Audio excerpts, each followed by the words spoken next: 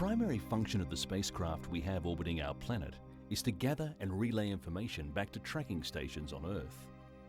The craft may be working in conjunction with a space station or deploying satellites in the quest to further our knowledge. In the course of obtaining this knowledge, astronauts carry out many tasks. It might mean taking a spacewalk, or would you believe it? Playing with toys. Each of these toys works because of important scientific and mathematical principles that are often taken for granted on the ground.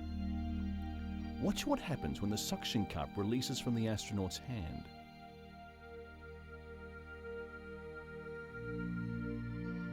You can see the spring jumper take off.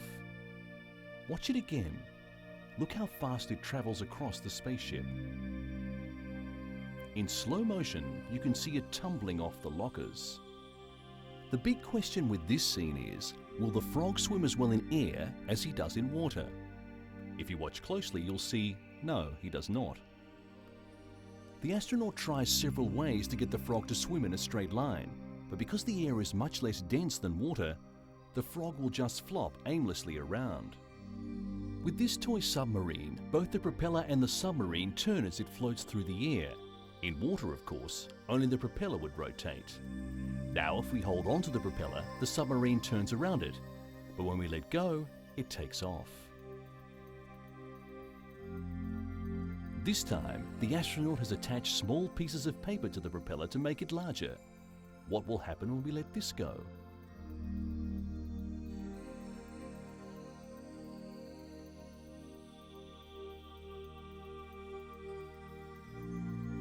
You can see it really takes off. Now a pin is taped to the end of the propeller to see if that would change the way the submarine moved. As you can see, it is now far less directional in its movement and much harder to keep under control.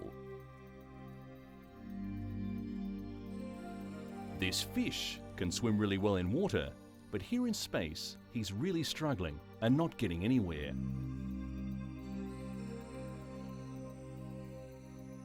However, one thing that will help the fish swim better in air is increasing the size of the fin. It also appears that releasing the fish very gently has an impact on which direction the fish will swim. We finally got it right, and the fish is swimming forward. If we release a flapping bird into microgravity, you can see it just flies around in circles. It doesn't seem to have any direction of travel. Look at it again in slow motion. It just goes around, not in a straight line as it does in Earth's gravity. It looks as if it's rotating around the wings. Now if we get it to soar without the wings flapping, it soars across the deck.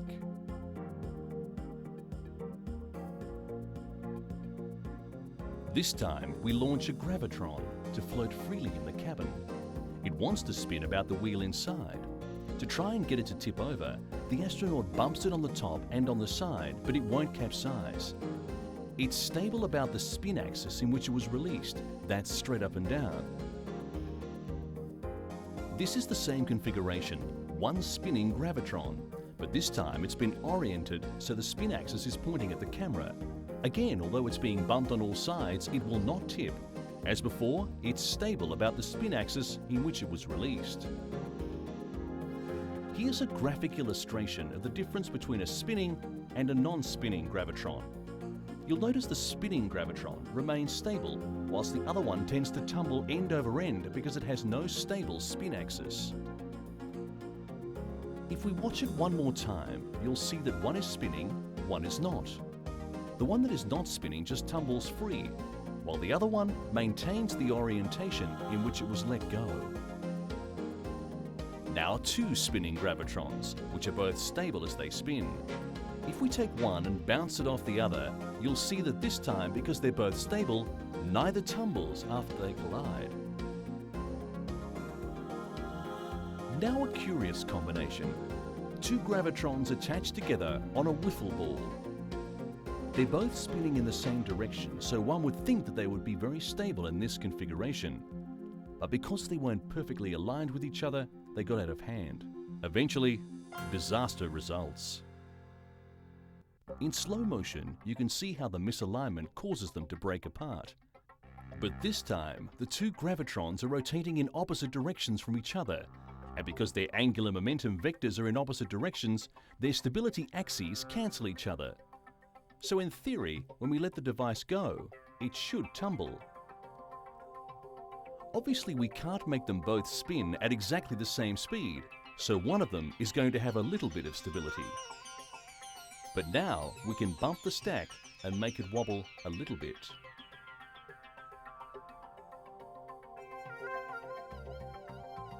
As we bump it more severely, there is some tendency for stability, but not as much as a single gravitron had floating on its own.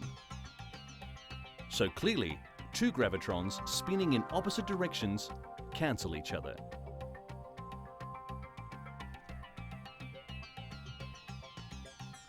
Now we're getting complicated. We have three gravitrons all hooked up to the same wiffle ball. They're orthogonal to each other. That's to say they're all at 90 degrees to each other. This time, we're going to spin them all in the same direction with reference to their attachment to the wiffle ball.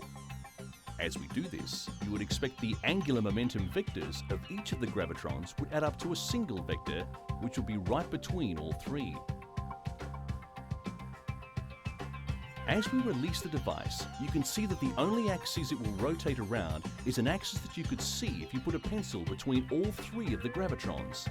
That is, an axis that is equidistant from all three of them. As it continues to spin up by the natural character of the friction of the gravitrons, it eventually begins to spin so fast that it comes apart. Here is the same combination again. Three gravitrons mounted orthogonally to the wiffle ball. Once again, we're going to spin them all in the same direction. But before we do so, you can see how they tumble end over end. There's no stability there because none of them are rotating. Once the astronaut sets the gravitrons spinning, you'll notice that initially they begin to rotate around the same axis as before. But one of the gravitrons comes off. And look what happens to the remaining two. They begin to rotate around a new axis, one that's right between the two. Again, they spin at such a speed that eventually the device falls apart. Here's an experiment that demonstrates how a non-spinning gravitron behaves just like a ball on the end of a string. We can change the axis of rotation just as we could with anything attached to a string on Earth.